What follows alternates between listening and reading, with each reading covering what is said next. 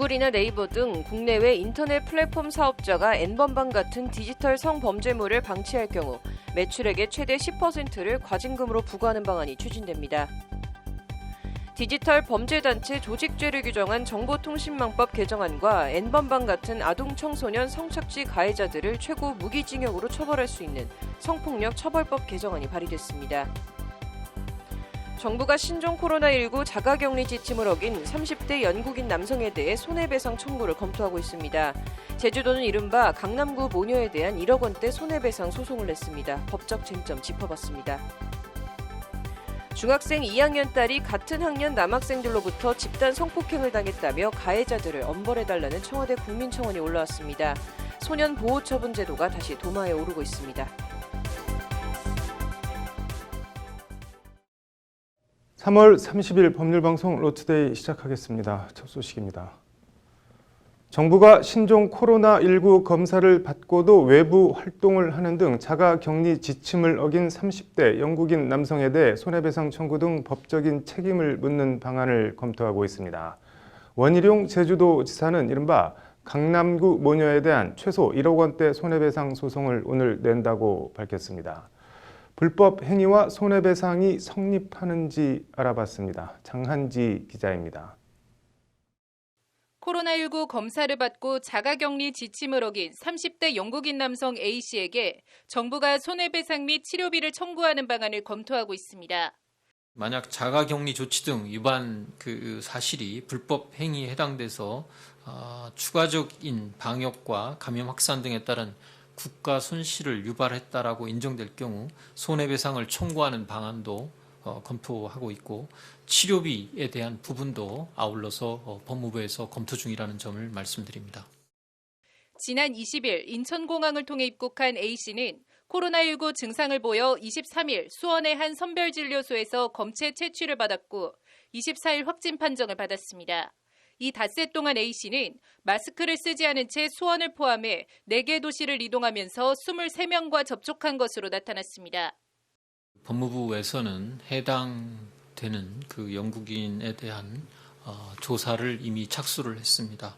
수원시와 수원시 보건소 등의 인적 사항 등 관련 자료를 요청해 놓은 상태고 이동 동선 등 이제 이미 공개가 된 자료들이 있습니다. 이러한 자료를 기초로 해서 법 위반 여부를 검토에 착수하였습니다.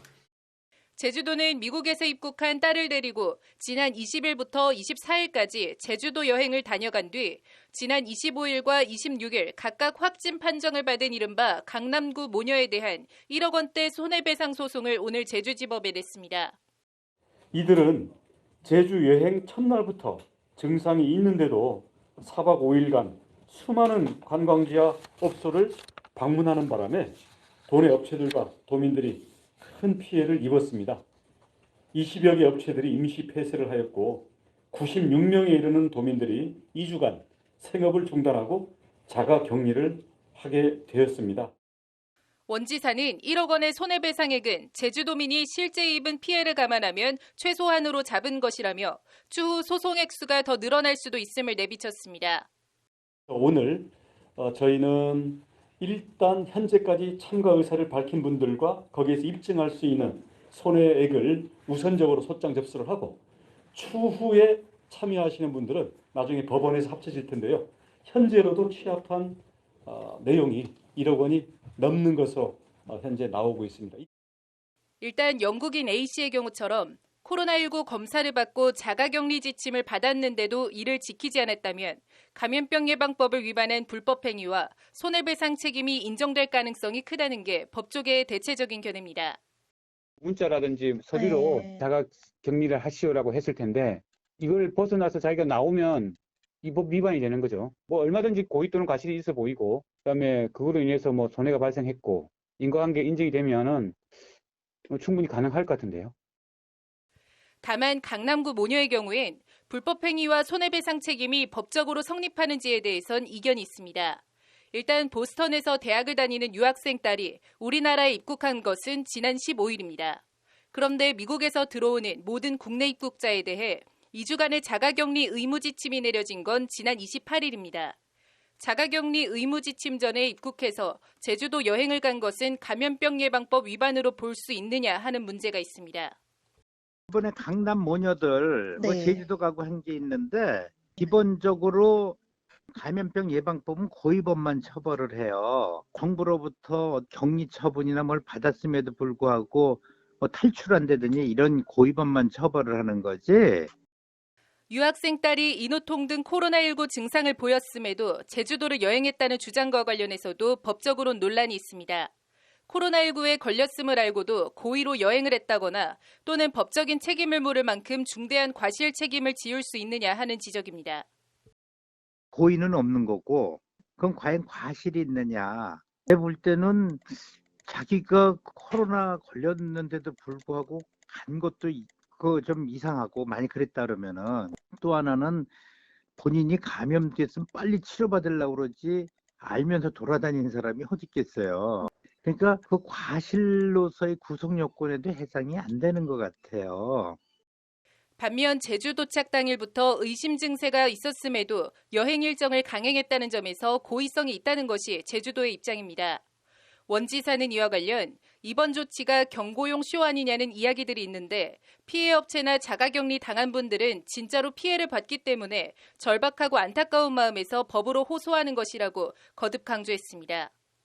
수많은 국민들의 사회적 거리두기 참여라는 기반에 이러한 무임승차의 얌체짓은 없어야 한다고 생각합니다. 제주도는 이번 소송을 통해 강력한 경종을 울리고자 합니다. 정부가 자가격리 지침을 어기는 경우 내 외국민을 불문하고 강력한 대응을 천명하고 나선 가운데 오는 4월 1일 0시부터는 국적을 불문하고 모든 해외 입국자에 대해 원칙적으로 2주간 자가격리가 실시됩니다. 자가격리 장소는 자가주택이나 별도의 격리시설을 이용해야 하고 호텔 등 숙박시설 이용은 자가격리 위반과 동일하게 처벌됩니다. 법률방송 장한지입니다. 네, 중학교 2학년 딸이 같은 학년 남자아이들로부터 집단 성폭행을 당했다며 가해자들을 엄벌에 처해달라는 주장이 청와대 국민청원 게시판에 올라와 있습니다. 남승환 변호사의 시사법률입니다. 남승 일단 청원 내용부터 좀 볼까요? 네, 인천에 사는 두 아이의 엄마라고 밝힌 청원인인데요. 네. 청와대 국민청원에 올린 글에 의하면 지난해에 중학교 2학년이던 딸이 네. 같은 학년의 남학생 2명, 그러니까 네. 중학생이었죠, 작년에요. 네. 중학교 2학년이었죠.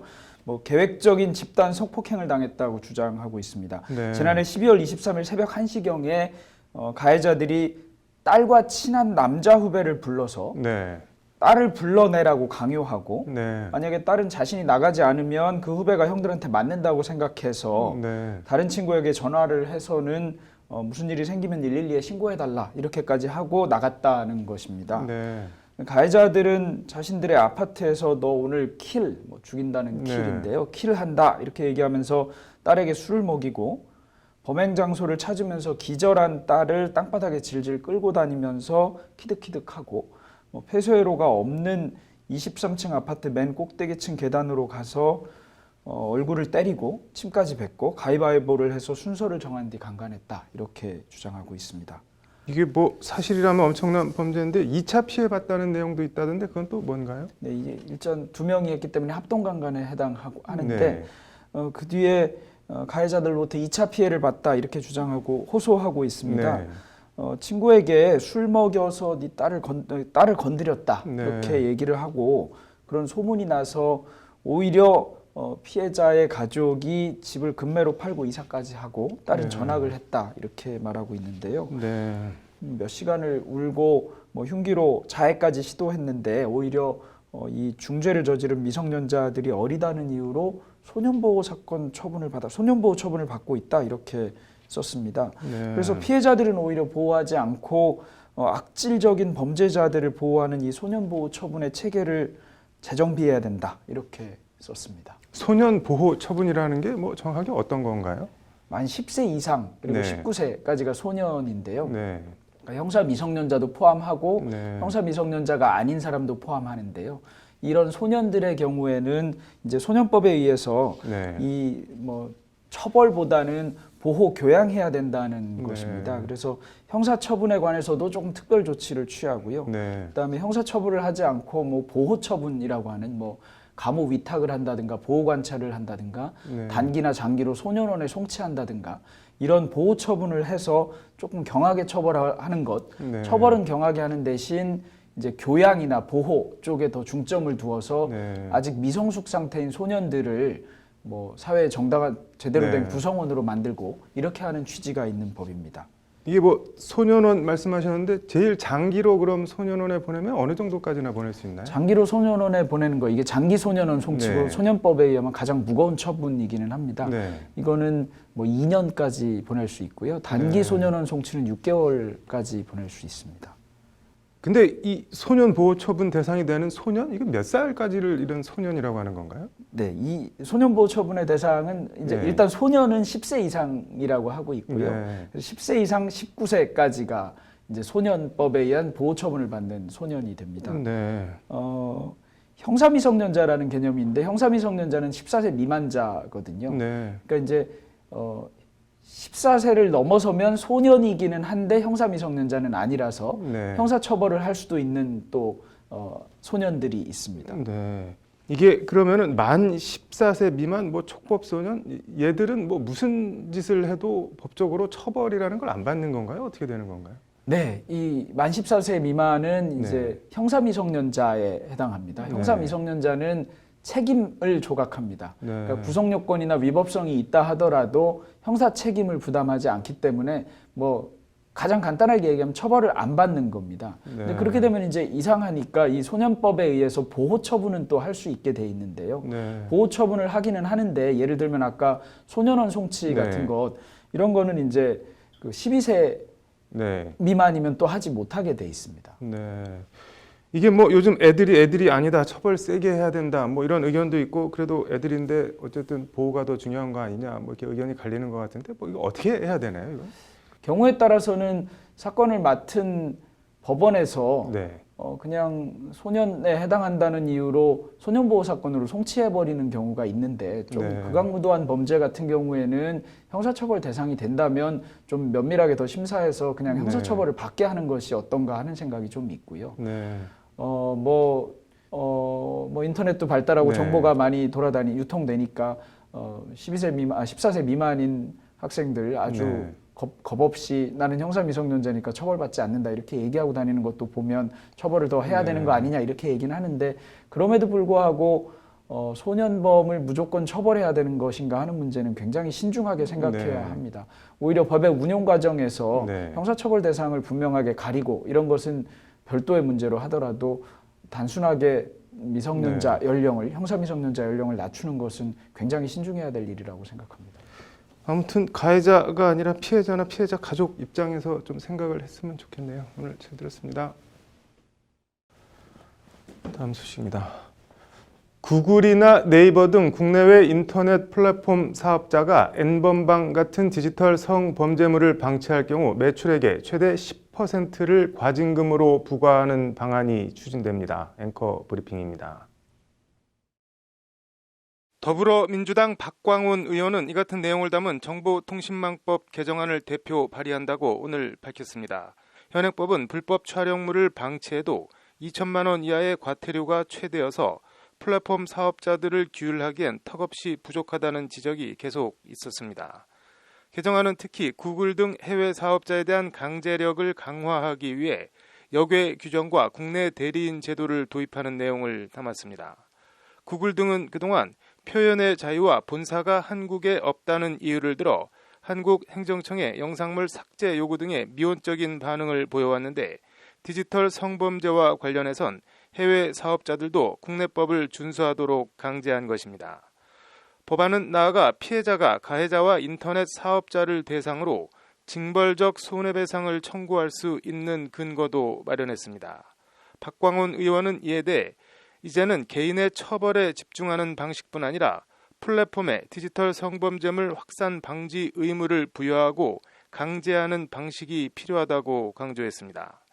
박 의원은 앞서 어제도 디지털 범죄단체 조직죄를 규정한 정보통신망법 개정안과 N번방 같은 아동 청소년 성착취 가해자들을 최고 무기징역으로 처벌할 수 있는 성폭력 처벌법 개정안을 대표 발의했습니다. 디지털 범죄단체 조직죄는 N번방 같은 디지털 성범죄물이 있는 온라인 채팅방에 가입하거나 들어간 행위만으로도 처벌하는 내용 등을 담고 있습니다. 쉽게 말해 N번방 같은 반사회적 성착취물을 공유하는 채팅방을 그 자체로 일종의 조폭 집단으로 봐서 가입한 것만으로도 조폭 가입과 똑같이 범죄단체 조직 및 가입으로 처벌하겠다는 겁니다. N번방에 가입해 성착취물을 다운로드 받거나 소지하지 않고 단순히 시청만 한 경우에는 처벌하기가 마땅치 않은 현 법체계의 구멍을 보완하겠다는 취지입니다. 이와 관련 심상정 정의당 대표는 오늘 문희상 국회의장을 예방한 자리에서 4.15 총선 전에 임시국회를 열어 N번방 사건 관련 처벌법 등을 처리해야 한다고 강조했습니다. 더불어민주당과 자유한국당 양당이 결단을 하면 선거운동을 하루 중단하더라도 충분히 만들어낼 수 있다. 의장님께서 적극적으로 주선했으면 좋겠다는 것이 심 대표의 요청입니다. 문희상 의장은 이에 대해 완전히 전적으로 심 대표 생각과 같다면서도 다만 지금 1번당, 2번당이 주장하는 건 선거 이후에 하자는 것인데 라고 말해 총선 이후 처리에 대해서도 여지를 남겼습니다. 과거에 떨이 국회라고 해서 마지막 골치 아픈 걸 다음 국회에 넘겨주지 말고 처리하자고 했다. 국회 선진화법도 그렇게 했다는 게 문 의장의 말입니다.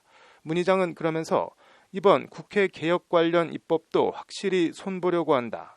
총선 후에도 임시국회 소집이 안 되는 게 아니다고 거듭 강조했습니다. 문희상 의장의 워딩을 보니 전 국민의 공분을 받고 있는 N번방 관련 법안들을 국회 개혁 법안과 묶어 세트로 처리하려는 구상을 하고 있는 것 아닌가 합니다. 선거 끝난 국회가 민생이나 민의에 얼마나 관심이 있을지, 총선 이후 법안 처리가 제대로 될지는 논외로 하고 적절한 비유인지는 모르겠으나 물 들어왔을 때 노저라는 말이 있는데 들어온 물기를 어떻게 쓰느냐는 결국 사람마다 제각각인 것 같습니다. 아무튼 디지털 성범죄, 특히 아동 청소년 성착취를 근절할 수 있는 법안들은 총선 전이든 후든 반드시 처리해야 하지 않나 싶습니다. 앵커 브리핑이었습니다. 네, 오늘 준비한 소식은 여기까지입니다. 시청해 주셔서 감사합니다.